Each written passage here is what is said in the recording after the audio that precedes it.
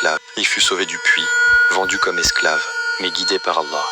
Voici la troisième partie de l'histoire du prophète Youssouf.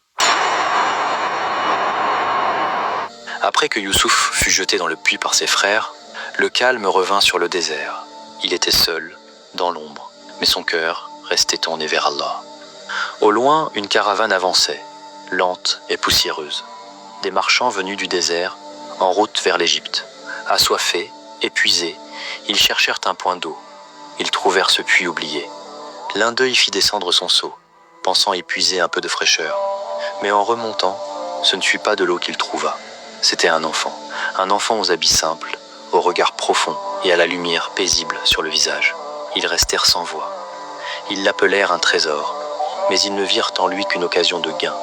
Ils le prirent avec eux, sans lui demander son nom, sans se demander d'où il venait. Youssouf, sans se plaindre, les suivit. Il marchait au milieu d'eux, silencieux, paisible, le cœur accroché au ciel.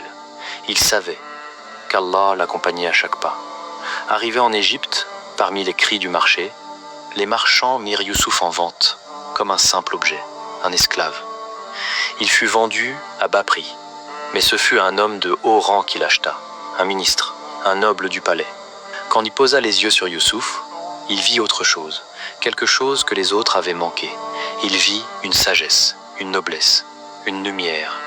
Il dit à sa femme, « Prends soin de lui, peut-être nous sera-t-il utile, ou peut-être le prendrons-nous pour fils. » Et c'est ainsi que Youssouf entra dans cette demeure, étrangère, luxueuse, éloignée, mais bénie.